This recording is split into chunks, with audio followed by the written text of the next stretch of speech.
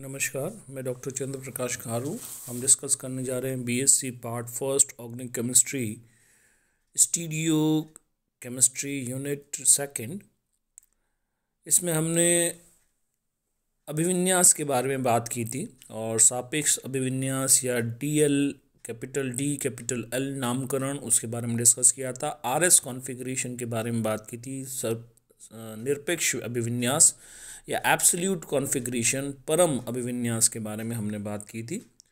आज हम डिस्कस करने जा रहे हैं फिशर प्रक्षेपण सूत्र द्वारा आर एस विन्यास का निर्धारण। फिशर प्रक्षेपण सूत्र में आर एस विन्यास का निर्धारण करने के लिए निम्नलिखित क्रम को अपनाया जाता है। इसमें सबसे पहले फिशर प्रक्षेपण सूत्र में चारों समूह की प्रायिकता का निर्धारण किया जाता है प्रायिकता नियम या वरीयता नियम की सहायता से। इसके पश्चात न्यूनतम प्रायिकता वाले समूह को ऊर्ध्वाधर रेखा पर लाने के लिए 2 बार अंतः परिवर्तन किए जाते हैं ताकि अंतः परिवर्तन के बाद प्राप्त विन्यास मूल अभिविन्यास के समान ही रहे। अंतः परिवर्तन के बाद किरैलता के नियम से आर एस अभिविन्यास का निर्धारण किया जाता है। तो इसमें सीधे आर एस अभिविन्यास का निर्धारण नहीं करके 2 बार अंतः परिवर्तन किया जाता है, जिसमें समूहों की स्थिति को इस प्रकार अंतः परिवर्तित किया जाता है कि हाइड्रोजन जो है वो अपनी हॉरिजॉन्टल या क्षैतिज रेखा से ऊर्ध्वाधर रेखा पर आ जाए और अभिविन्यास भी यथावत बना रहे। इसके लिए 2 बार समूहों की स्थिति को अंतः परिवर्तित किया जाता है, जैसा कि यहाँ पे दर्शाया गया है। सबसे पहले अंतः परिवर्तन यहाँ पे हमने प्रायिकता का निर्धारण कर दिया। प्रायिकता सबसे कम प्रायिकता हाइड्रोजन को मिल रही है और यह हाइड्रोजन जो है क्षैतिज रेखा पर, जैसे कि आपको पता है कि फिशर प्रक्षेपण सूत्र में 2 रेखाएं होती है, ऊर्ध्वाधर रेखा तथा क्षैतिज रेखा। ऊर्ध्वाधर रेखा पर जो समूह होते हैं वो दृष्टा से दूर होते हैं, पेपर के प्लेन के नीचे की ओर इंगित होते हैं, जबकि क्षैतिज रेखा पर उपस्थित समूह दृष्टा की ओर अथवा पेपर के तल के ऊपर की ओर इंगित पाए जाते हैं। तो इस स्थिति में हाइड्रोजन क्योंकि दृष्टा की ओर है, परंतु इसको लीस्ट प्रायोरिटी यानी कि सबसे कम प्रायिकता वरीयता प्राप्त है, चौथी वरीयता पर यह आता है। इस प्रकार हमें हाइड्रोजन को क्षैतिज रेखा से ऊर्ध्वाधर रेखा पर विस्थापित करना है। इसको करने के लिए 2 बार समूह को, केवल हाइड्रोजन को ऊर्ध्वाधर रेखा पे लाने के बाद एक बार और अंतः परिवर्तन करना होगा 2 अन्य समूहों के बीच में, ताकि यौगिक का जो मूल अभिविन्यास है वो यथावत रहे। तो इसमें सबसे पहले जैसे कि हाइड्रोजन को आपने सबसे पहले आपने अभिविन्यास में जो परिवर्तन किया वो क्या किया, हाइड्रोक्सिल और हाइड्रोजन की स्थिति को अंतः परिवर्तित किया। तो ये पहला हाइड्रोजन जो राइट में था वो कहाँ, हाइड्रोक्सिल ग्रुप जो राइट में था वो लेफ्ट में आ गया, हाइड्रोजन लेफ्ट में था वो राइट में आ गया। उसके बाद सेकंड इंटरकन्वर्जन किया जाएगा और यहाँ पे देखिए कार्बोक्सिलिक और हाइड्रोजन के बीच में दूसरा अंतर परिवर्तन किया जा रहा है और यहाँ पे आप देखेंगे कि जो कार्बोक्सिलिक है और हाइड्रोजन जो है वो अपनी स्थिति को अंतर परिवर्तित कर लेता है और फाइनली हाइड्रोजन जो है वो ऊर्ध्वाधर रेखा पे यानी कि दृष्टा से दूर चला जाता है।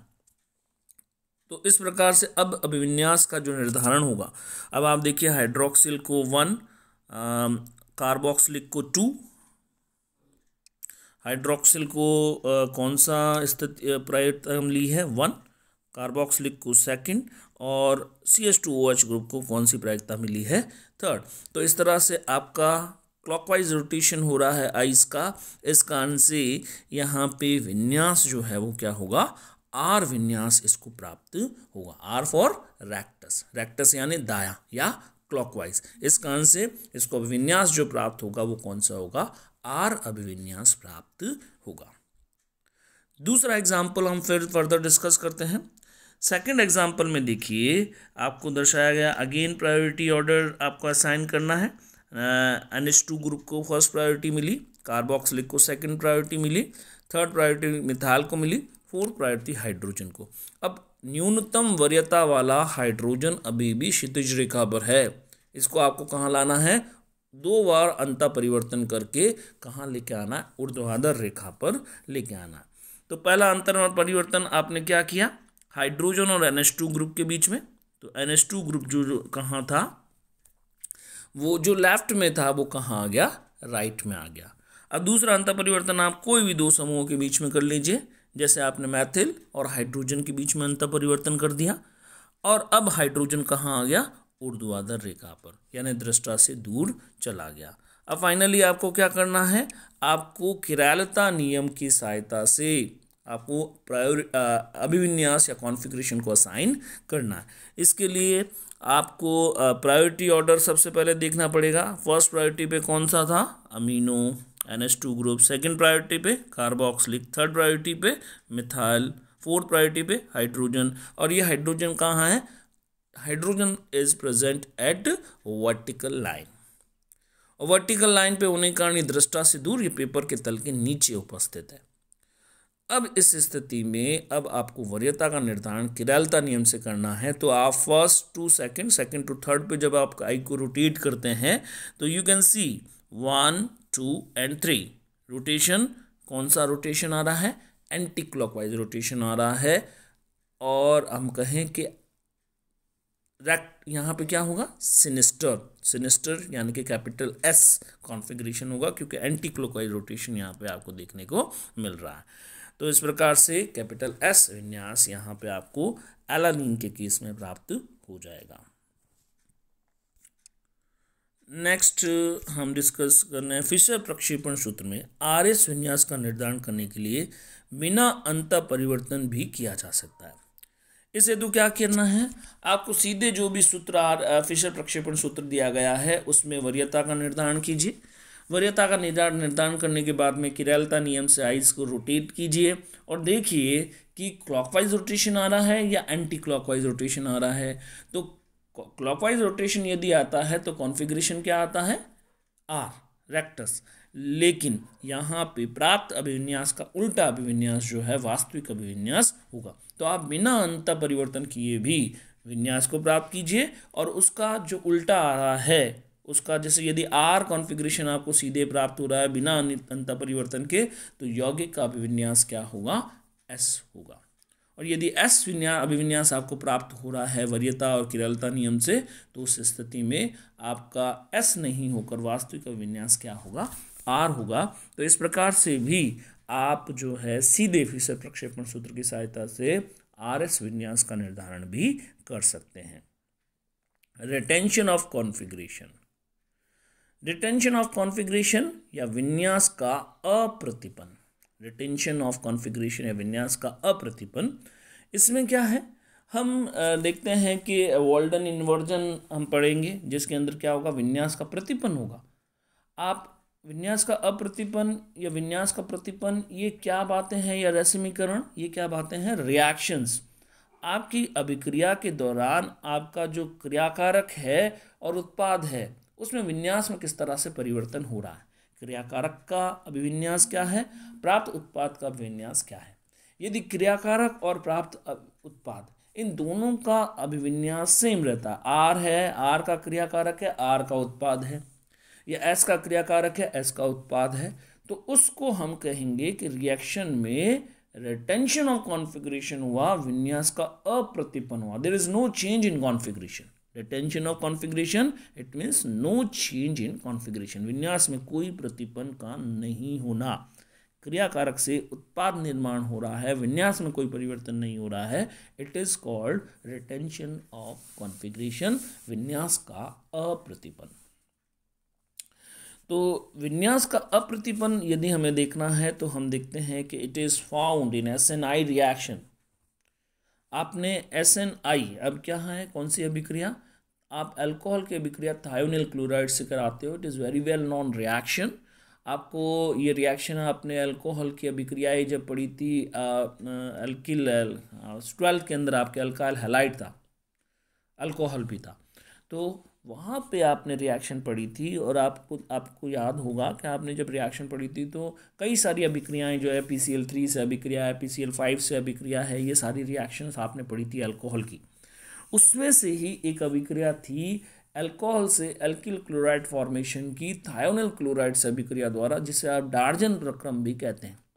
और एक अभिक्रिया पिरिडीन की उपस्थिति में होती है और एक अभिक्रिया होती है in absence of pyridine. Reaction जो है दो तरीके से हो सकती है, इन प्रेजेंस ऑफ पिरिडीन। दूसरी अभिक्रिया जो है पिरिडीन की अनुपस्थिति में भी हो सकती है। पिरिडीन की उपस्थिति में जब यह अभिक्रिया होती है तो रिएक्शन की मैकेनिज्म कौन सी होती है, SN2। और SN2 अभिक्रिया, जैसा कि आपको पता होगा, आप रिवाइज कीजिए, उसको याद कीजिए कि आपने जब SN2 रिएक्शन पढ़ी थी तो उसमें था वॉल्टन इन्वर्जन, विन्यास का प्रतिबंध होता है। और विन्यास का प्रतिबंध क्यों होता है, हम वॉल्टन इन्वर्जन वाले टॉपिक में उसको डिस्कस करेंगे। यहाँ पे हम डिस्कस कर रहे हैं विन्यास का अप्रतिपन, जो कि SNI अभिक्रिया है, जो कि अल्कोहल और थायोनिल क्लोराइड की अभिक्रिया है in absence of pyridine, pyridine उपस्थित नहीं है। उस स्थिति में SNI मैकेनिज्म से रिएक्शन होती है। SNI, I for internal, N for nucleophilic, S for substitution. Internal nucleophilic substitution यानी कि आंतरिक नाभिक स्नेही प्रतिस्थापन अभिक्रिया। Y internal? इंटरनल का मतलब क्या है, आंतरिक का मतलब क्या है, अभिक्रिया के दौरान नाभिक स्नेही का निर्माण होता है, in situ formation of nucleophile.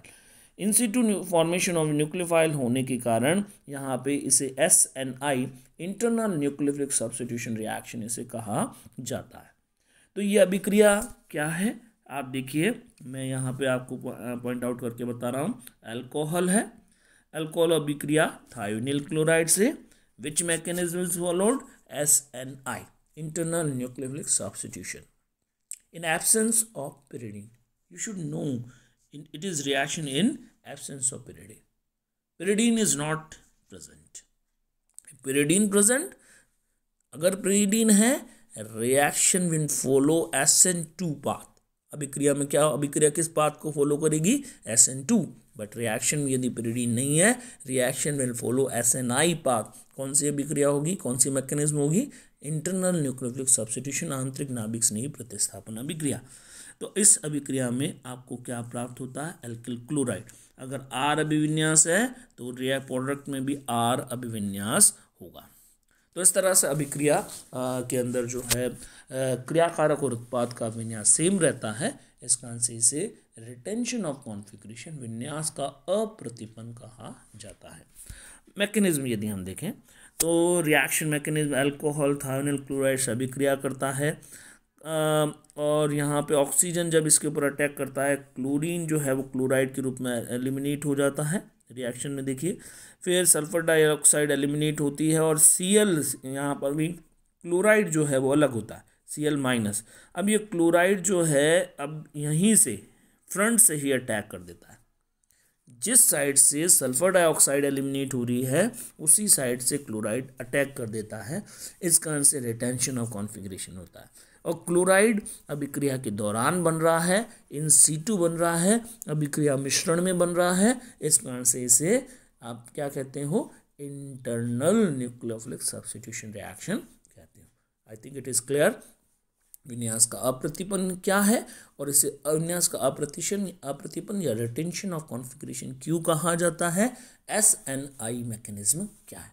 तो 3 questions can be formed here. Okay, next हम बात करते हैं neighbouring group participation. Neighbouring group participation या समीपवर्ती समूह की सहभागिता, समीपवर्ती समूह की सहभागिता। नेबर यानी पास वाला, पार्टिसिपेशन यानी के सहभागिता। नेबरिंग ग्रुप पार्टिसिपेशन ये क्या है, अगर किसी यौगिक में छूटने वाले समूह के समीपवर्ती कार्बन पर एकांकी इलेक्ट्रॉन युग्म युक्त समूह उपस्थित होता है। क्या है, छूटने वाला समूह, कहाँ पे ये शब्द आता है, न्यूक्लियोफिलिक सब्स्टिट्यूशन रिएक्शन यदि आप देखते हो, है ना।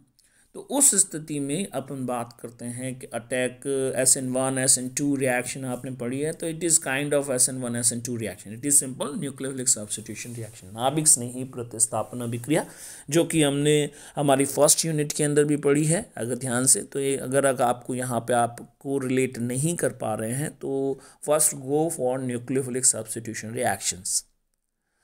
और फिर आपको अच्छे से समझ में आएगा कि एक छूटने वाला समूह क्या होता है। 12th में भी आपने पढ़ा था। इन चीज़ों को आप को रिलेट कीजिए। अगर कोई टॉपिक आ रहा है वहाँ पे उसको को रिलेट कीजिए, वहाँ पे वापस जाके देखिए, क्योंकि 12th आपने आपके हाथ से लिखे हुए नोट्स होंगे, वहाँ आपने उसको पढ़ा होगा, तो it is easy to understand. उस कॉन्सेप्ट को वापस समझिए। उसको समझने के बाद में, अंडरस्टैंडिंग के बाद में, आप यहाँ पे नए तरीके से पढ़िए, तो उस कंडीशन में आपके लिए इजी हो जाएगा टू अंडरस्टैंड द टॉपिक।